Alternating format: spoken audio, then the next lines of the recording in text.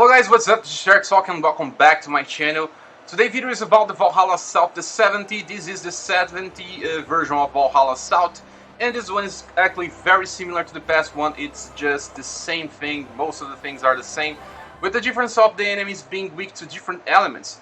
They are now weak to Holy and Dark, and it's a better place to farm as well because it's actually very friendly to free-to-play players and starters.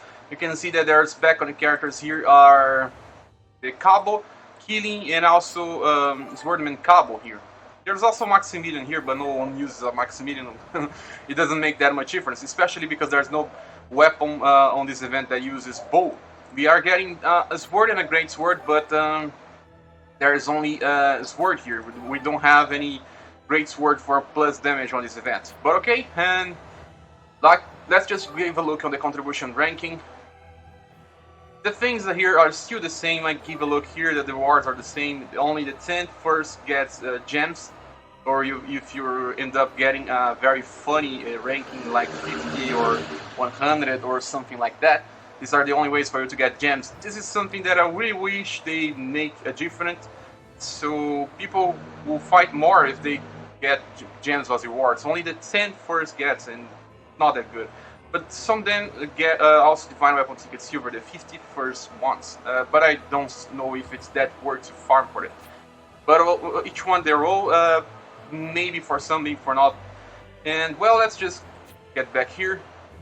The most important thing are not even the rank. The total contribution rewards are the best value of this event. You get items based on your points, and it's very easy to get a lot of points. I made a video on how I started this event, and I got like almost 200k of the contribution points by just playing normal, using like 3 bars of my AP. It's very fast to get this if you know how to do it. You get the first event weapon on 5,000, then the second one here you get the first Alpha Svard, and then you get the second one on 50k.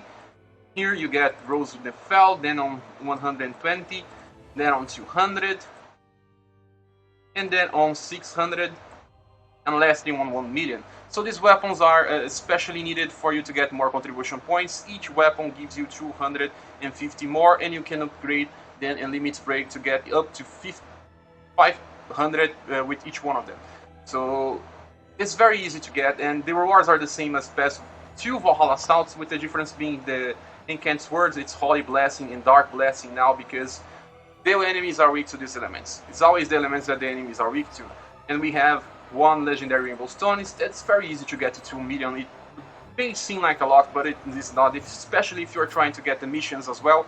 And the missions are very the same as well. We can get some like clearing 25 times, 50 times, 100 times, and defeating the gelatines. Do we get bonus tickets?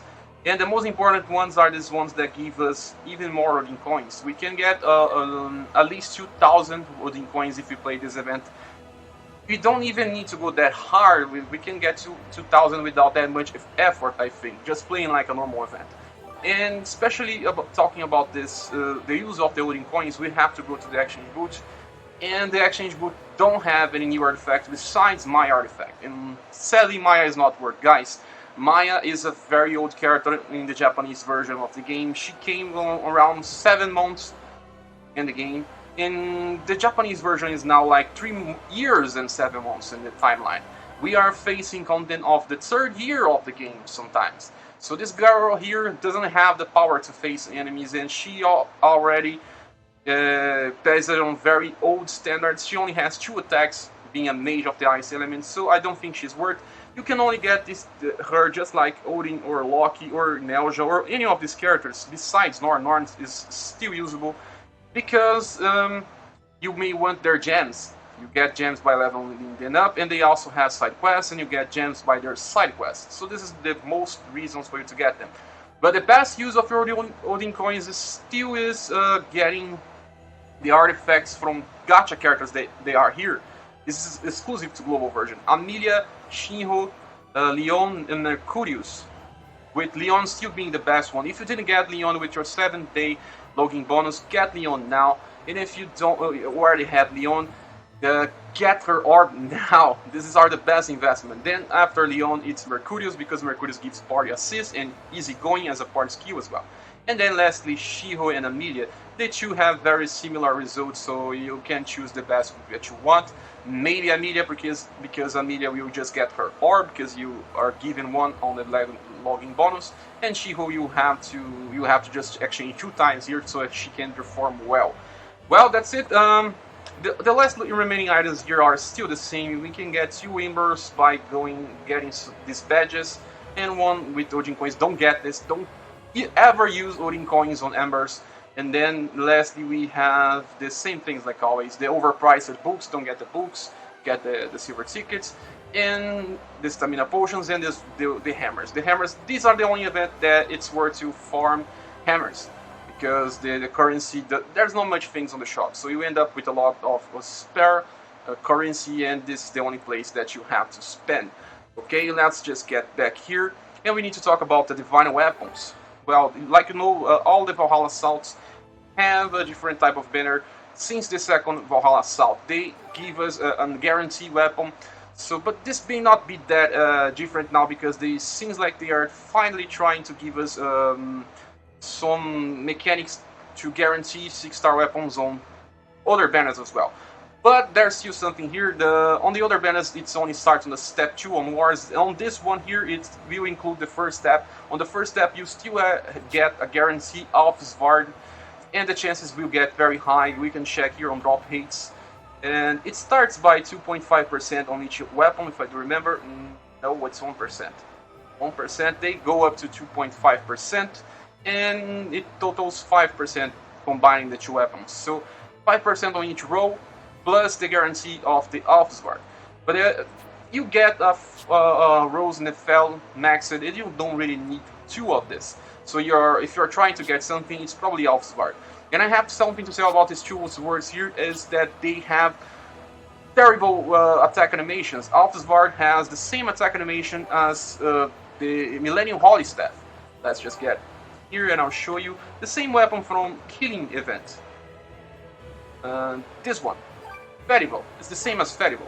So it's not amazing. It's just a ball of energy that explodes on the enemy. There's nothing too amazing with it, and also very small area of damage. So if you're juggling the enemy too much, it may even miss the enemy.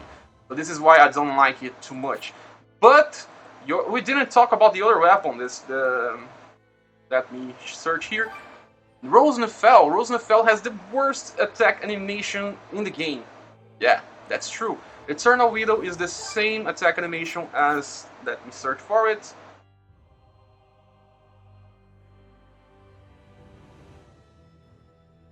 This weapon here. Claim Soleil's. This is the worst animation, because it starts right above the floor and tries to swing the enemy up. So if your enemy is too much high and you're juggling it, it will miss. If your enemy is strictly lower on the floor, it will also miss. So this is the worst attack animation in the game, in my opinion, and this is the attack animation we got with this weapon. But also, attack animations are just something visually. It also will affect if you hit the enemy or not, but the damage won't be affected. You can just... this doesn't really matter if you are still able to hit the enemy. There are some enemies that you can still hit when they are lower on the floor, and there's some that you won't be able to hit, like the Knights. The Knights, when they are lower on the floor, sometimes you won't be able to hit with this weapon. So this is bad. So, but also this weapon is free. We get then the 5 copies of it. We can max it and give to some character that we have to just get some content done when the enemies are really too holy. But also, like I said on the past video, these 2 weapons have the different passive, call it enchantment, large, and I still didn't have the time to test both. I will try to do this probably by tomorrow, and it's trying to compensate for the low usage count that we have here. It's 2 uses, and it's like we're having 2.5 uses because of the boost that we're giving here, but it still doesn't break through the extreme 3 uses of a lot of the weapons that we're getting so far. But this will make the normal attacks and purify attack a little stronger. But is it worth? I don't know. This is more for long fights, I can say. And also, another thing that we need to consider is just that we got the information that the weapons that were maximum damage, let me check here. Like I said, there's new things on this Valhalla Assault. The most important thing is this. When you summon, you will get a support ticket, like most events, you summon and you get a support ticket. But the exchange booth for support tickets here is very different. It gives you a lot of other stuff. You can choose any of these weapons that were recently released. Some are very old as well. But there is something here. These weapons are all the weapons that are able to evolve to Legendary Evolution, and you spend 3 tickets for a weapon. So 3 summons equals 1 copy of any of these weapons.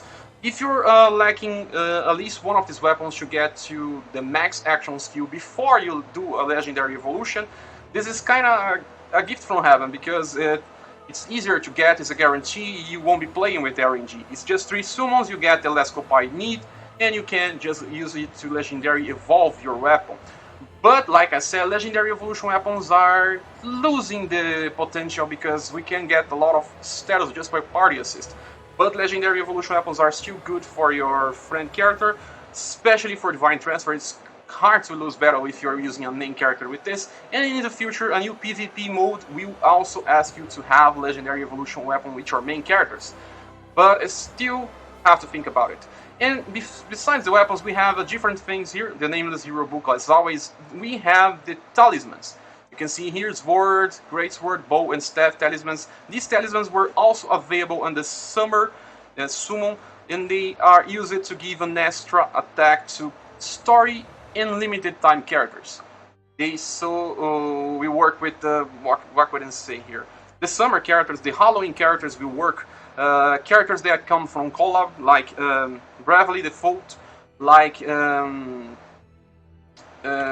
what more can we say?